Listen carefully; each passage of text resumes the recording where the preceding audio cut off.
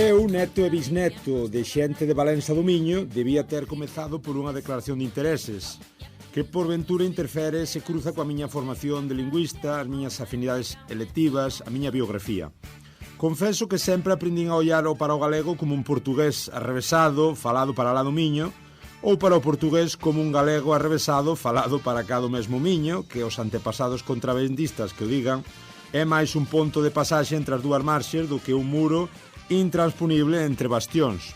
É comprensível que os atlánticos galegos, e que nisto non hai moita materia a discutir, falan unha lingua moito máis próxima do portugués do que do castellano. Se sintan estes atlánticos galegos atraídos pola presión dun espazo común universal, o espazo da lusofonía, onde diversas formas do portugués coexisten nunha explosión de creatividade literaria, artística e científica.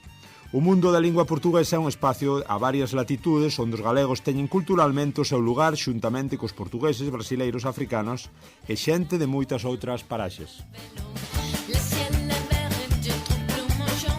Nunha lingua moito directa e moito simples, en que cuestións do detalle técnico e melindres sociopolíticos son abordadas de forma moito obxectiva e por veces humorística, nada mellor que humor para aliviar a carga de cuestións inquinadas, Marco Neves, ao longo de todo o seu libro, aborda todas as dimensións desta cuestión e, na verdade, non constitúe un verdadeiro problema. O que é verdadeiramente urxente é que galegos e portugueses se coñezan mellor nas súas individualidades e no que hai en común aos seus ancestrais patrimonios culturais e lingüísticos, aos seus presentes de costas máis ou menos voltadas e aos seus futuros desexabelmente máis unidos. Como no resto da lusofonía, hai peculiaridades que serán típicas da cada comunidade. Como no resto da lusofonía, hai un inmenso mar a unirnos dentro da diversidade. Grave é que cando un galego tenta falar galego en Portugal lle respondamos en portuñol. Lémbrome sempre a este respecto do nefasto naufraxio do Prestige na costa galega hai uns bons anos. Os xornalistas portugueses de servicio na terra irmá insistían nesa mezcla, nesa mistura de loxa de souvenirs, cando os pescadores locais lle falaban nunha lingua moito próxima, moito igual á de moitos portugueses, e todo aquelo era tan triste como o petróleo derramado pelas mártires areas da matria de Rosalía. A culpa de quen é?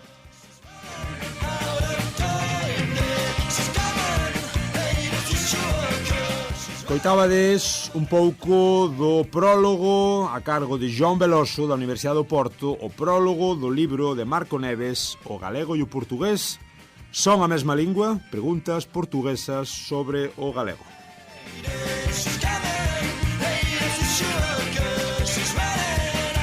Ola, ola, moi boas, eu son Germán Esteve do Germano a Portuguesa e aquí estades outra vez máis no Galiporto neste vosso espazo radiofónico galaico-portugués unindo Galiza e Portugal voz a voz. Hoxe, como vedes, falamos outra vez de lingua e facémolo, iso sí, dunha perspectiva un pouco diferente, facémolo nesa perspectiva a que non estamos tan afeitos. Preguntas portuguesas sobre o galego.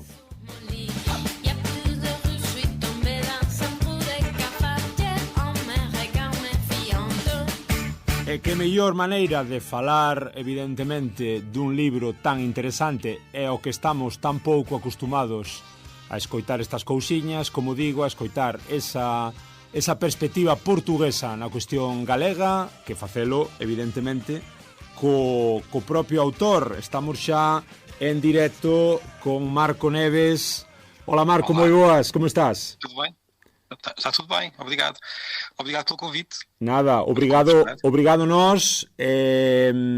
Onde estás agora? Marco, digamos que traductor, revisor, profesor, lector, autor de varios libros, profesor de Ciencias Sociais e Humanas na Universidade Nova de Lisboa, director tamén do escritorio Lisboa Eurólogos, escribe no blog Certas Palabras e publicou o Atlas Histórico da Escrita, Gramática para Todos, Historia do Portugal desde o Big Bang, varias obras, un Marco natural de Peniche, e que actualmente, non sei se acerto en todo, estás vivindo en Lisboa.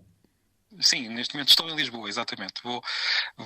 Às vezes vou a Peniche ainda, mas a minha terra é Lisboa. Uhum. É que fai un lisboeta ou un do sul interesado en cuestións do norte? Eu acho que todos os portugueses que se interessem por línguas e por a história da nossa língua, mais tarde ou mais cedo, acabam por, e se calhar mais cedo do que mais tarde, acabam por ir para a Galiza, não é? Porque não é possível estudar a nossa língua e perceber a história da nossa língua sem parar na Galiza. Na verdade, fui parar a Galiza, metaforicamente, porque comecei a ter um grande interesse por línguas quando era adolescente e depois, por vários motivos, e ao estudar depois a história das línguas, acabei por perceber que a Galiza era essencial para mim e para a minha língua, e foi por aí. Não tenho, ao contrário de muitos portugueses, eu não tenho, que eu saiba, não tenho nenhum avô ou bisavô galego. Tenho alguns primos afastados, mas o que será se calhar raro em Portugal, ver alguém que não tenha um antepassado que conheça, mas acho que a Galiza é digamos, é um espaço onde me sinto muito bem e vou já lá muitas vezes com a minha família e acabo por ter uma relação muito forte com a Galiza, pessoal, não familiar, mas pessoal. Assim, sí. Marco, o que decía hai algúns segundos na intro, do lado galego, os que estamos interesados na cuestión, evidentemente o galego, pois hai dúas maneiras de velo, unha maneira máis a lusofonía e unha maneira máis, digamos, individualista, bueno, é moito máis castellanizado, non hai moito máis, é o que dicía Ricardo Carballo Calero, o galego vai ser ou galego castellano ou galego portugués. Pois aquí hai moito, xa sabes, hai moita discusión sobre o tema, hai moita polémica, e forma parte do día a día dos galegos, guste máis ou guste menos. O que sí que estamos menos afeitos a que portugueses se fagan a pregunta, non, sobre que representa o galego. E moitas veces o que encontramos de Portugal é que ese costas viradas, non, que fomos sempre históricamente a un e outro lado do miño, pois a nivel lingüístico, como comentas tú moi ben no libro do que agora falamos, pois hai continuamente ese comigo non vai, iso é unha cousa de España. Exato, sim. Eu às vezes comparo um pouco a relação. Nós, por exemplo, em Portugal, temos uma relação muito forte com o Brasil. Às vezes uma relação negativa, outras vezes positiva, mas todos os portugueses têm opinião sobre se o português do Brasil está mais ou menos afastado do português de Portugal, se o Brasil isto, se o Brasil aquilo. O que quer dizer é que nós temos uma grande relação, temos uma relação forte com o Brasil, muito intensa, como eu disse, tanto positiva como negativa. Se formos ao Brasil, a experiência que eu tenho é que Portugal existe, claro, eles sabem que Portugal existe, mas não têm alguma indiferença, quer dizer, não é um país ou uma cultura que seja muito importante para um brasileiro. Não passa o dia a pensar em Portugal, nem Portugal é um problema, nem deixa de ser. Conhecem, sabem a história, sabem que Portugal foi importante, mas é algo mais frio nessa relação. E eu penso que nós temos uma relação parecida com a Galiza, ou seja, na Galiza, tanto positivamente como negativamente, as pessoas têm uma relação com Portugal, e eu não estou a falar da língua ainda, estou a falar só da relação geral. E em Portugal, por vezes, esta relação é vista com uma certa distância. Nós não compreendemos, achamos simplesmente que a Galiza é uma região de Espanha e não compreendemos. Mas eu tenho que dizer que nos últimos anos, por causa deste livro, por causa de outros que eu escrevi e por outros motivos, fui a várias escolas, falei com várias pessoas, e a sensação que eu tenho é que é verdade que temos esta relação um pouco fria com a Galiza, mas é muito fácil de corrigir isso. Não coletivamente, ou seja, nós não conseguimos amanhã ter a sociedade portuguesa toda a olhar para a Galiza com outros olhos, mas individualmente, ou seja, quando estamos a falar com portugueses individuais, uma turma de miúdos, por exemplo, de crianças ou de jovens, começamos a contar a história e dizemos que o português vem de algo que estava no norte e veio para o sul, quando percebemos que a história como é que eu vou dizer, comum durante muito tempo, quando falamos desta questão que na Galiza há uma grande discussão se o galego é uma variedade da mesma língua que o português ou não, tudo começa a fazer sentido com alguma rapidez, e isso surpreendeu-me, confesso. Eu não estava à espera que fosse tão fácil conversar-se com adolescentes portugueses sobre esta questão, e surpreendeu-me, e eles não acham nada estranho e percebem muito bem que a relação com o galego é muito diferente da relação com outras línguas irmãs. Portanto, temos esta indiferença na sociedade em geral, mas felizmente eu penso que nós, com algum esforço e com algum trabalho que várias pessoas, tanto na Galiza como em Portugal, têm feito, essa relação muda, e os portugueses acabam por descobrir um pouco da sua história quando percebem que a Galiza está mesmo aqui, não ao lado, mas em cima, tanto no que toca à história como no que toca à língua. Agora, não sei se posso dizer aqui só uma coisa, às vezes este esforço acaba por ser, como é que eu dizer, acaba por ser em vão, infelizmente, porque por vezes nós estamos a falar e dizemos que o galego é muito próximo e que o galego tem muita proximidade com o português e o que acontece é que isto acontece, também já tive essa experiência com muitas pessoas, estas pessoas depois quando vão à Galiza vão a grandes cidades, em geral. E o que ouvem não é o galego, o que ouvem é o castelhano. E digamos que aí todo o trabalho acaba por ir por água abaixo, para usar uma expressão, não sei se existe em galego, porque de repente percebe, mas quer dizer, há esta relação, mas depois eles não estão a falar galego, afinal o que é que se passa? E isso eu sei que, tal como me irrita muito aos galegos virem a Portugal falarem galego e nós respondermos em espanhol ou portunhol, confesso também não é irrita, mas entristece-nos estarmos a falar tanto do galego e depois chegar lá e não ouvirmos a língua, mas eu sei que isso é um problema real. Sí.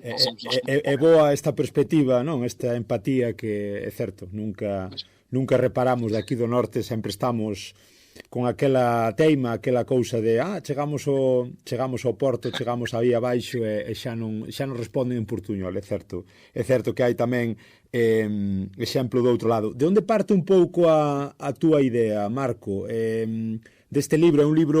É un libro pequeno, pero moi intenso e que ten moito dinamismo. Son preguntas e respostas continuamente, son como dúas voces, non? Exato.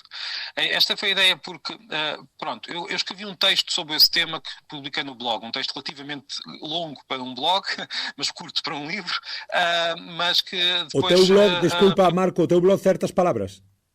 Exatamente, em certas palavras. Isto foi já não sei em que ano é que foi, talvez 2018, publiquei um texto relativamente grande, mas sobre o tema, e depois acabei por ser contactado pela editora, pela Através, uma editora galega, conhecida, principalmente no âmbito das relações entre o galego e o português, e esta editora perguntou-me se eu não queria transformar aquilo num livro, que nunca seria um livro muito grande, e eu disse que sim, e estive a pensar em várias estratégias, porque na verdade a minha intenção é assim, falando da relação entre o galego e o português, eu sei que os galegos teriam algum interesse, a grande parte dos galegos, ou pelo menos, mas aqui a minha intenção era mesmo despertar a curiosidade dos portugueses. Portanto, este livro foi pensado, sabendo eu que ia ser lido por galegos, muitos ou poucos, mas ia ser lido por galegos, a minha intenção era que fosse lido por portugueses, e por isso é que são perguntas portuguesas.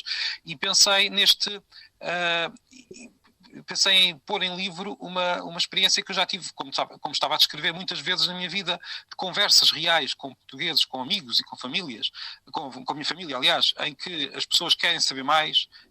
Muitas vezes eu respondo, depois há sempre argumentos contrários. Portanto, imaginei aqui um português que quisesse saber mais, mas que ao mesmo tempo tivesse todo o conjunto de preconceitos que todos temos, não é? Preconceitos ou dúvidas ou, digamos, hesitações em relação ao galego. E, portanto, o livro é um diálogo entre este português hesitante, digamos assim, que não conhece e que, mesmo conhecendo, tem muitas dúvidas sobre o que é o galego e sobre qual é a relação do galego com o português. E eu que me considero aqui uma pessoa que tem um interesse particular pelo galego, não que seja melhor que os outros, nem pouco mais ou menos, mas como tenho esta atenção ao galego, tento responder aos meus conterrâneos sobre esta realidade na perspectiva de um português. E foi essa a intenção, portanto, responder. E também brincar um bocadinho com a situação, porque a verdade é que, como vocês têm o nome, uma palavra que eu acho muito útil e que nós devíamos usar mais, que é retranca. Nós não usamos essa palavra, mas temos, no fundo, essa realidade. Eu gostava de brincar com isto, porque brincar com a questão, porque é uma questão que muitas vezes é como cá em Portugal, o acordo ortográfico, que é uma questão linguística muito discutida. É tão discutida que chegamos a um ponto em que já ninguém está a discutir nada. Estamos só a repetir a mesma coisa, sempre a repetir os mesmos argumentos. Portanto, aqui a minha intenção era, ao mesmo tempo que falava com o português, também brincava com um pouco com a situação e tentava não ter um livro muito tradicional, e por isso as perguntas estão lá, para que nós pudéssemos descontrair um pouco e conversar. No fundo, este é um livro que defende algo simples. Independentemente da nossa resposta à pergunta do título, será que o galego e o português são a mesma língua? Nós podemos conversar. Isso podemos conversar. Podemos estar aqui a conversar neste programa e às vezes com algumas dificuldades, porque o sotaque do Sul é um bocadinho difícil, o nosso sotaque é difícil, mas com uma ou outra dificuldade nós conversamos. E isso é um ponto essencial. Portanto, podemos responder como quisermos à pergunta. O importante é conversar. Agora que falas de sotaques, Marco, o feito de que Lisboa impuxera un pouco o seu sotaque dentro do estándar nacional, e o feito que Madrid tamén fixera das súas desde o centro da península, o feito de que os centros de poder estexan a 600 kilómetros, a 500, a 400 kilómetros do norte dese miño, fai que se mantivera un pouco a lingua moito máis cohesionada, mas tamén moito alonxada deses estándares. É dicir, a fonética é o que máis nos alonxa, é o máis complicado.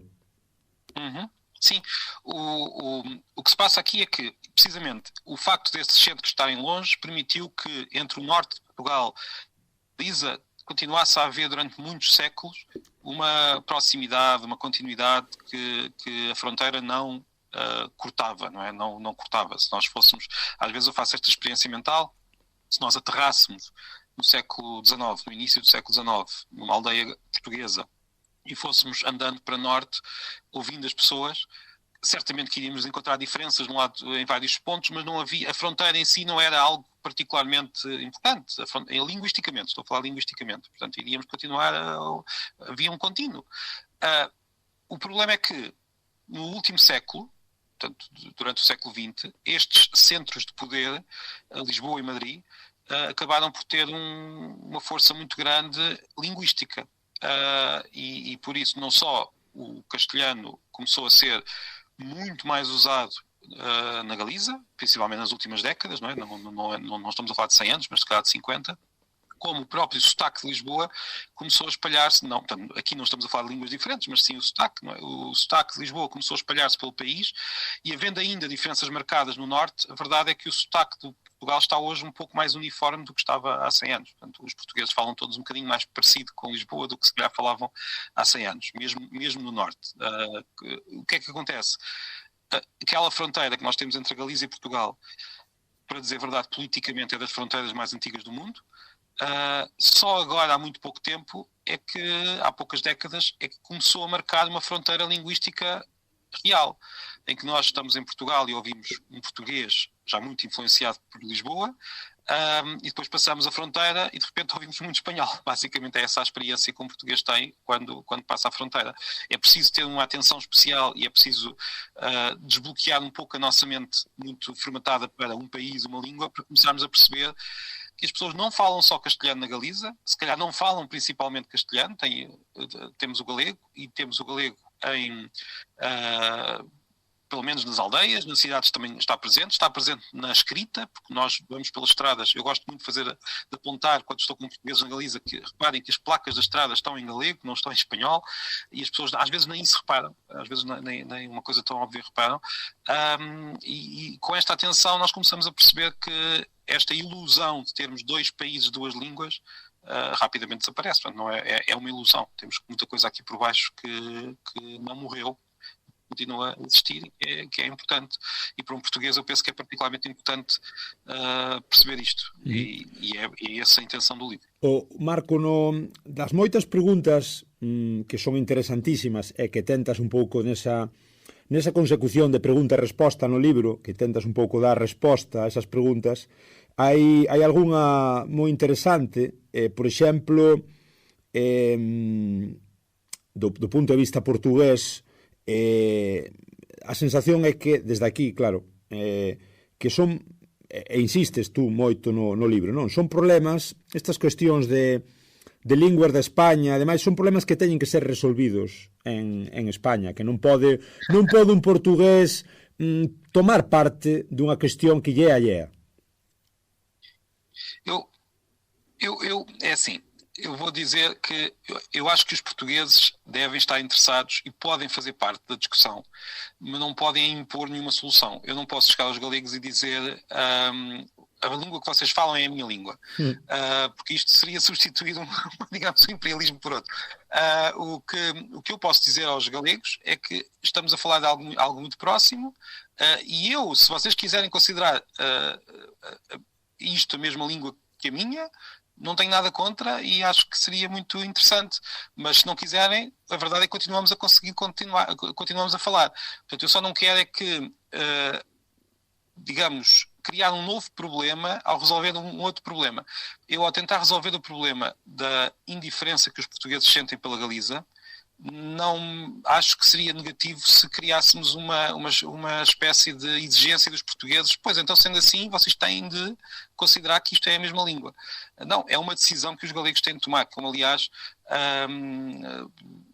na verdade, e olhando agora outra vez para o Brasil, há grandes discussões linguísticas sobre o português do Brasil, vai ser uma língua nova, não vai ser uma língua nova, é a mesma língua.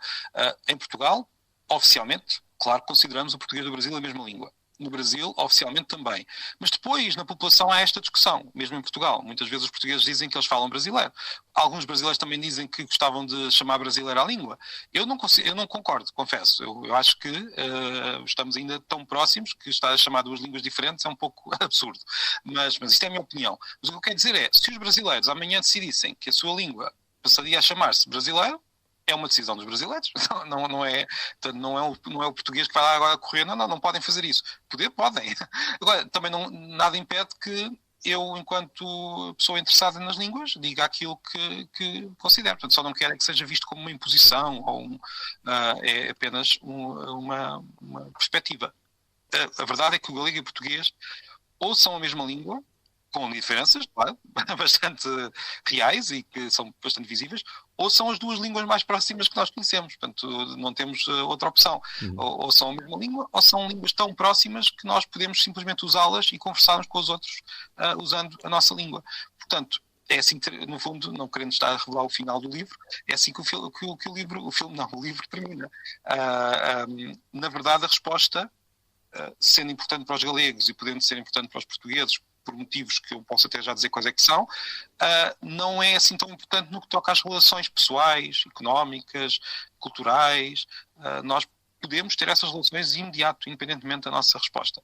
As implicações que teria dizer que o português e o galego são duas formas de um sistema único seria, por exemplo, podemos imaginar uma situação em que um livro galego pode ser, ou um texto galego pode ser dado na escola em Portugal, por exemplo, em que na disciplina de português nós podemos ter atenção ao galego atual, não só ao galego medieval, e isso provavelmente seria interessante, mas digamos, a consequência imediata, prática de podermos comunicar ou não, isso é absolutamente, como é que eu ia dizer, não há qualquer, dizemos se é a mesma língua ou não tem qualquer implicação. Terá implicações depois no futuro para uma maior atenção, sim. E eu até podia dizer só mais uma coisa, independentemente da resposta oficial, eu acho sinceramente que Portugal deveria, mesmo no sistema de ensino, dar, portanto, eu hesito em dar opiniões sobre o que é que a Galiza devia fazer, mas sobre o que Portugal pode fazer, eu acho que não devo hesitar. Portugal deveria dar hoje, imediatamente, nos manuais de português, muito mais atenção ao galego do que dá neste momento, isso sem dúvida.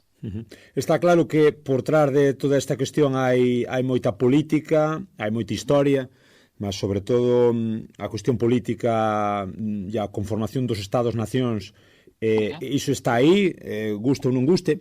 Tendo en conta que hai, Marcos, 7.000 linguas no mundo, simplemente 200 e pico estados, que hai estados plurinacionais, hai estados federais, confederados, hai repúblicas, hai monarquías, hai todo tipo de organizacións políticas.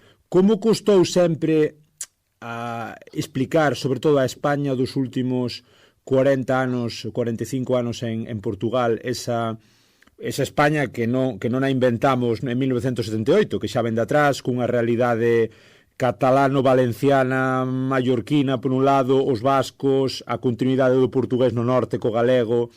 É dicir, como xa sabemos que Portugal é 5 veces máis pequeno que España, mas esa cuestión de sempre, Portugal é pequenino, esta cousa de sempre unha especie de complexo de inferioridade, este é o que parece, son sensacións, impediu que non se filtrase tamén esa idea máis plural de España e que simplemente desde Portugal o único que se tendeu a pensar é Estado-nación, lingua e acabouse.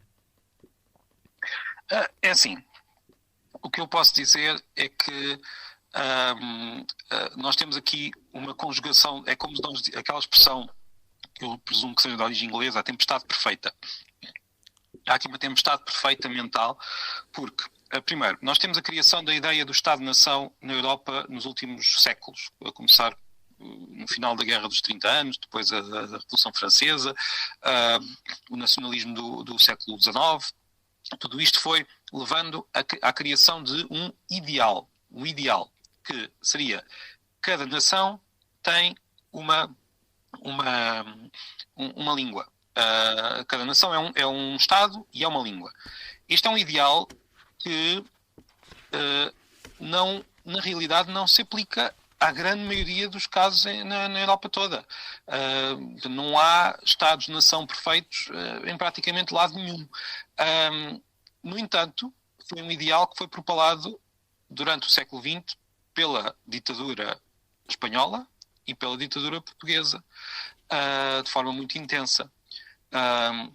E foi propalado dentro de Espanha pela ditadura espanhola, e foi também a forma como Espanha se transmitiu ao mundo durante muitas décadas. Não estou a dizer hoje, mas estou a dizer durante muitas décadas.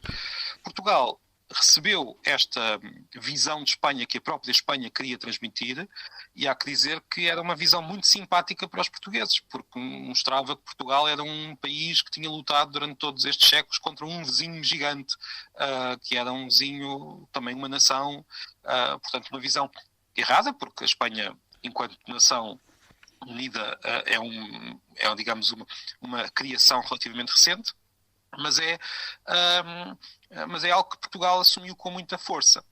Depois, o que é que acontece? As ditaduras acabam, a Espanha muda um pouco a forma de se ver a si própria, com muitas tensões, não é? Como vocês sabem melhor que eu. Portugal não muda com tanta facilidade. Não muda porque, primeiro, o processo de recuperação, ou seja, de mudança da visão, foi muito visível em Espanha, foi muito discutido. Em Portugal foi visto um pouco à distância, quer dizer, não era algo que nós tínhamos passado os dias todos a ouvir falar durante a nossa comunicação social.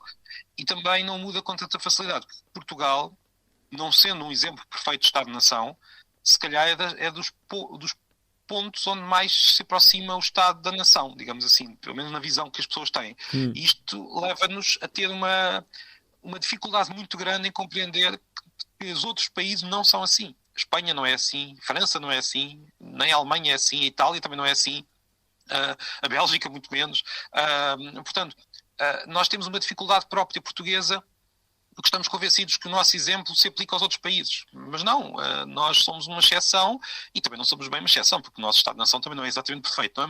Mas o que eu estou a dizer é que temos esta ideia de que cada país tem um Estado, e cada nação tem um Estado, cada Estado tem uma língua, e isso aplica-se a Portugal de forma muito particularmente certeira, embora não perfeita, e nós tentamos aplicar este modelo aos outros todos. Aliás, é uma das razões pelas quais eu penso que para os portugueses às vezes é tão fácil dizer que os brasileiros falam brasileiro.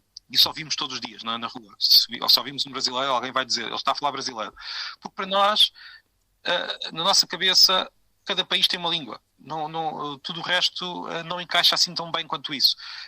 Claro que depois nós podemos dar os exemplos todos contrários que queiramos. Os Estados Unidos falam inglês, o Canadá fala inglês e francês e mais não sei quantas línguas. A Espanha isto, a Espanha aquilo, a Itália. Mas na nossa cabeça esta ideia fantasma continua a ser muito, muito forte. Esta ideia fantasma no sentido em que ela não existe, na verdade. Quer dizer, esta ideia de que cada país tem de ter uma língua é uma daquelas regras que são só exceções. Portanto, nós temos... onde é que isto talvez Portugal, mas mesmo Portugal tem talvez a Islândia. A Islândia talvez seja o único país onde nós encontramos um país que tem uma língua. De resto, posso estar a esquecer-me de algum, mas a Islândia parece ser o único exemplo relativamente perfeito em que isto se aplica. Portanto, nós temos esta dificuldade grande em Portugal. Por outro lado, também gostava de dizer, o facto de nós termos este bloqueio leva a este fenómeno. Quando uma pessoa percebe que não é assim, às vezes fica, digamos, espantada. Espanto. E este espanto também pode ser bom para que a pessoa compreenda um pouco melhor o que está ao lado. Portanto, por vezes, o que eu tento também fazer quando falo destas questões é levar as pessoas a encarar isto como algo que não sabem, mas que é muito fácil virem a saber. Basta estarem com os ouvidos mais atentos. Hai a respecto da idea da palabra de España e de un pouco de onde ven tamén esa especie de mito de que parece que España pois leva toda a vida aí. Sabemos que Portugal, como ti ben dice, ten unha formación moi antigua, con as fronteiras moi antiguas, cunha idea de Estado-nación, como comentas, ben aproximado ao que é o Estado, ben pertiño da nación. No que respecta a España, na páxina 70 falas de que reparemos un pouco, de que prestemos atención a un cuadro de Lemonnier respecto do Tratado dos Pirineos que dividiu Cataluña entre Francia e España en 1659. Son 19 anos despois da restauración da independencia en Portugal, e o rei español, que era Felipe IV, parece que nese cuadro, sobre todo no tratado que asina e que se divulga, ese tratado de paz e de comercio entre España e Francia, parece que non, Felipe IV, como comentas, non é rei de España. De feito, no inicio, o que se limita a decir o tratado é que Don Felipe, por la gracia de Dios, rei de Castilla, de León, de Aragón, de las dos Sicilias, de Jerusalén, de Portugal, de Navarra, de Granada, de Toledo, de Valencia, de Galicia, de Mallorca, de Sevilla, e por aí fora, continúas. É dicir, este exemplo tamén nos axuda un pouco a ver a complexidade tamén do propio termo España, non? Ironicamente, ele é rei de Portugal, supostamente, mas não é rei de Espanha. Correcto, 19 anos despois de que Portugal xa era outra vez independente, era rei de Portugal e non era rei de Espanha. Exatamente. E mais, às vezes, este exemplo é um exemplo relativamente claro. Os próprios reis, nós chamamos reis de Espanha, não se chamavam reis de Espanha, só no século XIX é que isso começou a acontecer.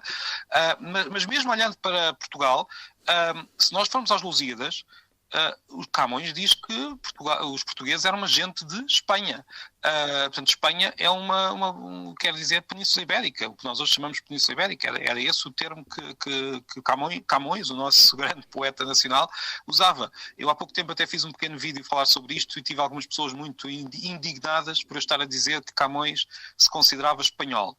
Mas era verdade, para Camões ele era espanhol, tal como eu sou ibérico. Portanto, a palavra mudou, a palavra foi, digamos, entre aspas, assumida por um Estado particular, e a partir do século, quer dizer, é claro que este uso já vem de trás porque os reis de Castela, Aragão e por aí fora queriam ser reis de Espanha, da Península Ibérica. Mas depois este uso foi assumido no século XIX por um Estado com uma configuração particular, ou seja, todos os territórios da tal Espanha igual à Península Ibérica, menos Portugal, e começou a ser visto tanto por espanhóis como portugueses como algo natural. Olhávamos para a história e pensávamos, bem, a Península Ibérica há muito tempo que tem aqui dois Estados, Portugal e Espanha. Hoje é muito habitual nós ouvirmos os portugueses a dizer que nós na Batalha de Aljubarrota, portanto isto no século XIV, nós lutámos contra os espanhóis. Que não faz sentido nenhum. Na altura, no século XIV, éramos um povo espanhol a lutar contra outro povo espanhol, e isto seria como as pessoas na altura entenderiam as coisas. Portanto, estar a pensar hoje em dia que nós olhamos para a Idade Média e temos a Espanha enquanto algo diferente de Portugal, é estar a ver a história de forma muito anacrónica. Portanto, Espanha é um Estado que se formou através da ligação de vários reinos, claro, mas enquanto Estado é muito recente, muito mais recente que Portugal, que a Galiza, que as várias zonas que fazem parte da Península Ibérica. Agora, claro, nós temos de ver as ditaduras ibéricas, aquelas ditaduras que estiveram no poder, tanto de um lado como do outro, durante o século XX, foram muito intensos, ou seja, tiveram um trabalho muito intenso de recriação da história. E foi um trabalho que está na cabeça de muitas gerações que ainda hoje estão vivas. Os meus avós, os meus pais, os meus bisavós, todos eles passaram por esta formatação, e claro, nós também, as pessoas que são filhos e netos destas pessoas, mantêm esta visão muito viva. Portanto, a visão de Portugal e de Espanha, que foi cimentada pelo franquismo e pelo salazarismo, ainda hoje é muito, muito, muito forte. Tanto é assim que quando as pessoas tentam discutir e dizer que não é bem assim e que o rei Filipe IV, na verdade, não era rei de Espanha, as pessoas reagem dizendo que nós estamos a reescrever a história, quando na verdade não é isso. Estamos simplesmente a recuperar a história tal como era na época em que as coisas aconteceram. Não? Uhum. Sí, venme un pouco á cabeza, non sei por qué, venme á cabeza a miña avoa, non? Que vivía a 15 kilómetros da raya e que sufriu ese reescribir da historia e esa presión franquista. Ela nunca falou unha palabra que non fose de galego, nun galego, como digo, moi perto da fronteira, que pouco ou nada se diferenciaba dese portugués que se podería falar, dese portugués agalegado que se falaría en Melgaço ou en Castro Leboreiro. Ela do outro lado da raya falaba, como digo, un galego puro, cheo de vocabulario, auténtico, nada contaminado, e con os infinitivos conxugados, como digo. O que me lembro dela de pequeno é que falaba un galego espectacular. Aínda así, falando o galego todos os días e non sabendo castellano, ela sempre tiña eses preconceitos, non? Eses preconceitos cara aos portugueses, que ao final non deixaban de ser os veciños, como digo, de ir facer compras e de pasar con azúcar ou con café dun e do outro lado da raya, eses contrabandistas, non? Esas contrabandistas que é duro, pero as túas aboas eran contrabandistas. E sí que hai ese reescribir un pouco e esa presión tamén mental de facerlles ver a esas xentes nos anos 40, nos anos 50, nos anos 60, que o que viña do sur non era bo, e que moitas veces acorme da frase da miña avoa, lembrome que dicía: ese é máis feo que un portugués, ou non te fíes dun portugués. Nós também temos as nossas frases, não é? De Espanha nem bom vento nem bom casamento, e por aí fora. A fronteira, na verdade, sempre foi não, principalmente tendo em conta estas narrativas históricas que foram impostas, passou a ser muito importante. E nós, mesmo sem querer, quando nós passamos uma fronteira, tendo em conta que temos na nossa cabeça esta ideia de que são duas realidades completamente distintas, começamos a reparar principalmente nas diferenças. Ou seja, se um português vai à Galiza, passa a fronteira, tem uma placa a dizer Espanha, ainda hoje, não é? Se fosse na altura ainda mais, e de repente tudo o que vê é diferente, mesmo que não o seja. Portanto, mesmo que haja muita coisa que é igual, de repente tudo o que nós notamos são as diferenças. Até o piso da estrada, Marco. Até a estrada. Exatamente.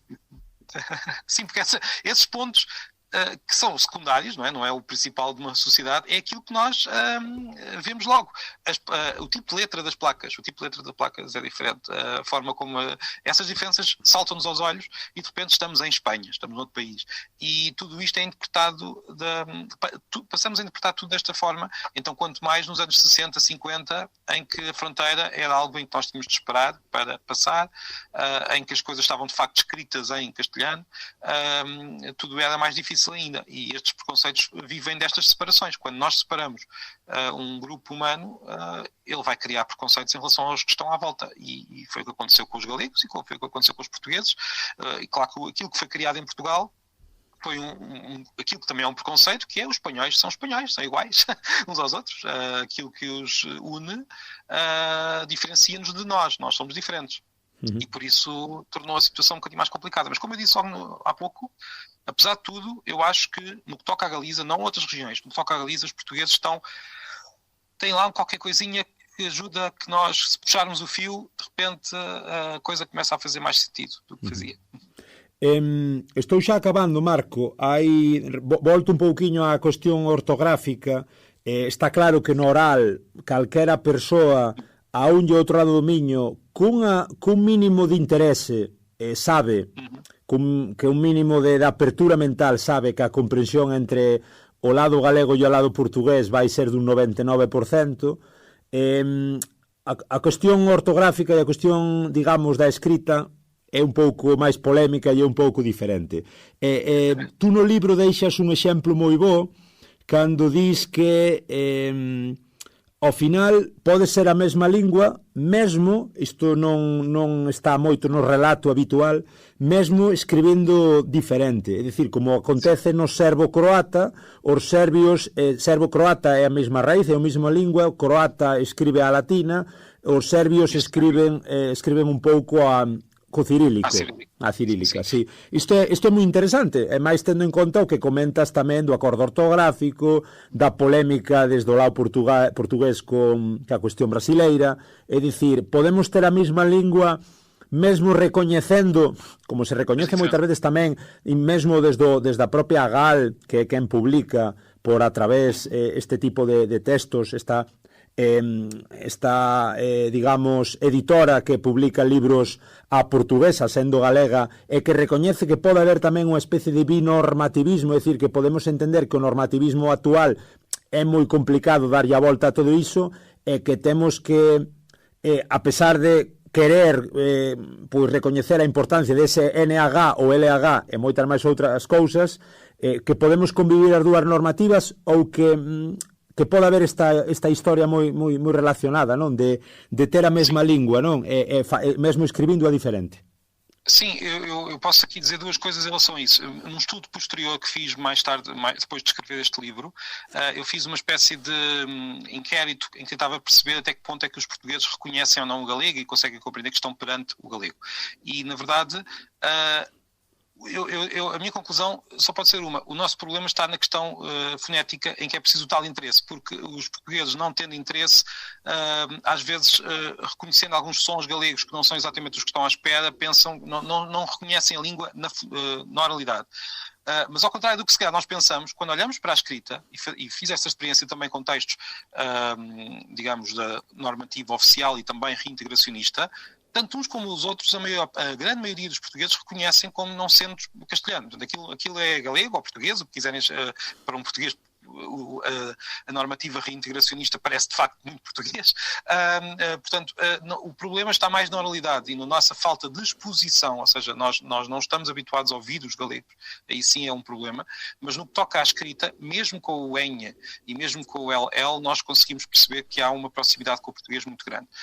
Isto não me impede de dizer que, talvez...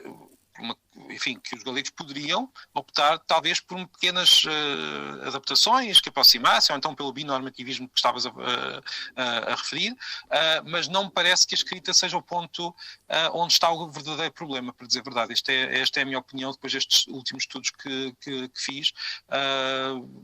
Portanto, mais uma vez, é uma questão que os galegos terão de resolver, mas, acima de tudo, é uma questão mental de falta de exposição. A partir do momento em que os portugueses ouvem mais galegos, não é a ortografia que vai impedir que nós aceitemos esta proximidade e aceitemos que a história é comum e que e que podemos conversar todos uns com os outros. O exemplo do servo-croata é muito interessante, porque a própria Sérvia, se formos a ver bem, tem uma espécie de binormativismo, porque eles podem usar o latino também se quiserem. Eles usam os dois, portanto têm tanto cirílico como latino. Os croatas só usam o latino, não é? Portanto, no fundo, se nós achamos estranho a possibilidade de usarmos duas ortografias, basta olhar para os sérvios que não só usam duas ortografias, como usam dois alfabetos diferentes, e isso não impede que reconheçam que o croata e o sérvio, nós sabemos que a questão não é assim tão simples, mas que o croata e o sérvio partem da mesma língua e comunicam perfeitamente. Aliás, as diferenças serão na prática, não impedem minimamente a comunicação. É uma situação parecida com aquela que nós vivemos entre Portugal e Galiza. Só falta uma coisa, que é muito mais atenção, ou seja, nós não ouvimos muitos galegos, e não ouvimos os galegos porque não temos essa certa indiferença que estamos a falar, mas também voltando um pouco aqui, também mostrando que também há aí qualquer coisa que tem de mudar, também não ouvimos galego porque vamos à Galiza e temos dificuldade em ouvir galego. Isso é um problema.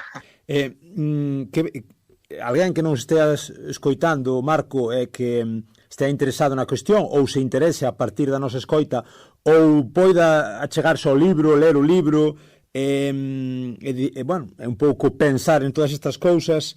Que ventaxas ten, así resumidamente, non? Concretamente para Portugal en ollar máis para o galego? É dicir, un portugués pode estar convencido que nos próximos anos, nas próximas décadas, vai poder ir a Galiza e vai poder falar a portuguesa tranquilamente un de Cascais como se estuvera en Cascais, ou un de Sintra pode falar por Vigo ou por Lugo, ou isto é ciencia ficción, voltando un pouco ao que estamos falando?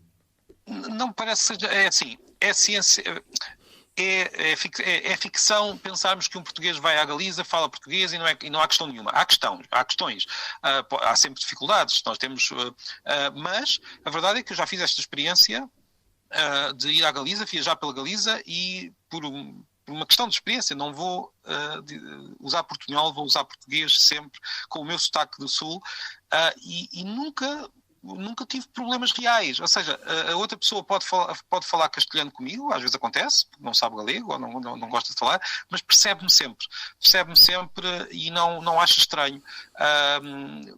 Isto eu sei que há portugueses que têm dificuldade em compreender que isto seja verdade, mas acontece. Portanto, quanto mais numa situação em que nós tenhamos mais relações, então aí vai ser perfeitamente possível. Ou seja, é possível uma pessoa do Sul, é claro, podemos ter de falar um pouco mais devagar, podemos ter de repetir, mas isso é o que acontece sempre, quer dizer, nós, mesmo com regiões de Portugal, com outras regiões de Portugal, às vezes temos de fazer um esforço de nos aproximarmos dos outros, quer dizer, todos temos de fazer esse esforço.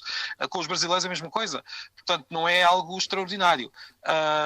Mas já agora, vantagens, se nós assumirmos esta proximidade, temos, para começar, uma visão, eu sei que isto é uma vantagem um pouco prática, mas mais teórica, mas é uma vantagem, uma visão muito mais realista da nossa história e muito mais, ou seja, podemos usar a proximidade com a Galiza para perceber que esta ideia de que cada país só tem uma língua é falsa. Isso é logo uma vantagem muito grande. Sí, no, digo que me ven agora outra anécdota moi boa tamén, que penso que é do teu libro, corríxeme se me engano, que penso que é do teu libro, que non sei se fuches tú en primeira persoa ou foi outro portugués ou outros portugueses que entrando na Galiza parounos a Guardia Civil, foron detidos, o portugués o Guardia Civil, o policía do lado galego, o policía español, parou outro carro, outro coche un pouquiño máis adiante e faloulle en castellano, como normalmente acostuma a falar a Guardia Civil, como representante un pouco do Estado na Galiza, e despois sí que é certo, non, que pasou para o carro portugués e entendeu esa ferramenta, esa unión, e faloulle en perfecto galego aos portugueses. Pois diríalle o señor... Foi a ti, non? Conta-nos. Foi uma multa, não é? Como nós dizemos, portanto, eu fui multado por estar a 70 km a hora numa zona de 50, e o senhor foi muito simpático e falou-me sempre em galego. E, portanto, fui multado em galego. Não fiquei contente, claro. A multa não dói menos, Marco? Ou dói? Não, exatamente. A multa doeu exatamente o mesmo, tanto em galego como em castelhano como em português, mas ele falou-me inteiramente em... Eu ia com um amigo galego no carro, que me disse que foi a primeira vez na vida que viu um guarda civil a falar em galego. Nunca lhe tinha acontecido isso. Mas pronto, portanto, esta ferramenta existe. Nós podemos comunicar uns com os outros, seja para multar, seja para conversar. Sí. Mesmo con axentes da policía. Entón, digamos que no final, no resume de todo, galego e portugués son a mesma lingua. É a pregunta que dá lugar ao texto, ao libro. É algo que tes que ler ata o final do libro e que cada un se ten que responder a si mesmo, ou como é a cousa? Eu acho que sim, que é uma resposta que a pessoa tem de ler o livro todo até ao fim para poder dar. A resposta no final é muito vai muito na linha de uma certa ideia que talvez também seja um preconceito que os próprios galegos têm sobre si próprios. É uma resposta muito galega, como dizem os meus amigos galegos, mas eu não vou dizer qual é que é. Eu tenho de ler o livro para conseguir perceber qual é a resposta. Moi ben. E finalmente, Marco, contanos un pouco tamén, se queres, dos dos teus proxectos, és moi activo nas redes, en Instagram, tes tamén por aí vídeos en YouTube, digamos que estás no blog, neste Certas Palabras tamén constantemente dándolle voltas un pouco a cuestión lingüística, a cuestión das palabras das linguas, non?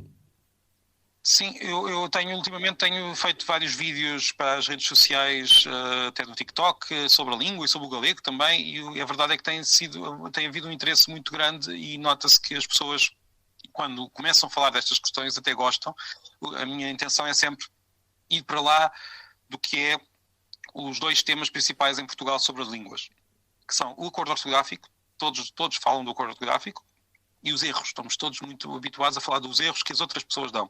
E eu gostava de mostrar algo para lá disso, porque a história das palavras, a história das línguas, a relação com o galego e com outras línguas, às vezes a forma como nós usamos a nossa língua, nem sequer reparamos, tudo isso é muito mais interessante do que nós normalmente dizemos, e portanto tenho este projeto de criar agora pequenos vídeos que têm tido alguma divulgação para conseguir levar as pessoas a olhar para a sua própria língua com outros olhos. No fundo, é essa a minha intenção. Tes algún outro libro en mente, algunha publicación, algún traballo académico que nos poidas adiantar? Eu tenho, houve um trabalho que escrevi há pouco tempo e que vai ser publicado agora num capítulo sobre precisamente a visão portuguesa sobre as línguas de Espanha, que vai sair agora num livro daqui a poucos meses, e estou a preparar um livro também sobre a língua portuguesa, como têm sido muitos outros, mas o meu último projeto, para dizer a verdade, foi um atlas da escrita, em que escrevi aqui em Portugal uma obra que não existia, em que tento mostrar a história da escrita, neste caso não só aqui em Portugal, não particularmente em Portugal, para dizer a verdade, mas sim a história da escrita em todo o mundo. E, aliás, refiro bastante a questão do cirílico e do latino na Sérvia, como estávamos há pouco a discutir. Esse foi o meu último projeto. É isso que eu posso dizer.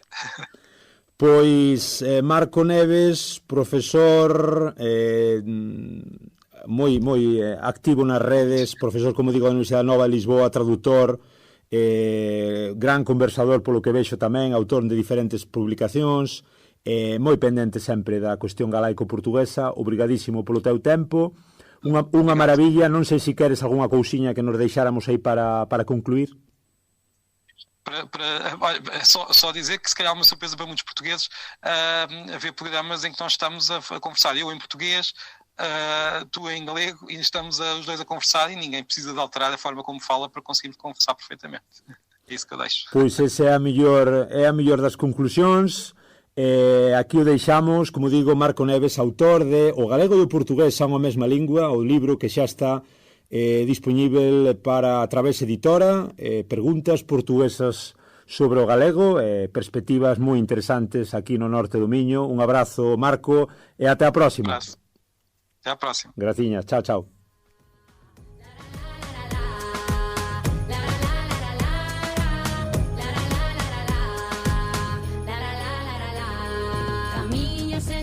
Moi ben, pois ata aquí a nosa conversa con Marco Neves, interesantísimo lingüista, falando aquí de esa raíz galego-portuguesa, esa discusión tan actual, tan histórica e tan actual sobre se son ou non a mesma lingua, coa perspectiva lisboeta, coa perspectiva portuguesa que tanto nos interesa tamén escoitar. Recordade, estamos en galiportuspodcast@gmail.com, tamén nos dos directos en Radio Ariz con Carlos nos mandos técnicos 107.2 da FM, todos os sábados de 12 a 1, redifusión sábados ás 10, luns ás 6 da tarde. Estamos nas redes, en Facebook, en Twitter e en Instagram. Seguídenos tamén cando vos pete, cando vos apeteza, en iVoox, en Spotify, en Apple Podcast e en Podgalego. Un placer, seguimos preparando máis contidos, é unha maravilla que nos esteades aí acompañando neste camiño. Hoxe deixámosvos co tema das tanxugueiras, que mellor para acabar outra vez falando de Galicia e Portugal que aquel Non hai fronteiras, xusto 2 anos despois de que fora presentado o seu álbum, tamén á altura, na época de Eurovisión, que agora en maio acaba de pasar. Co Non hai fronteiras das tanxugueiras acabamos. Chao, chao, obrigado.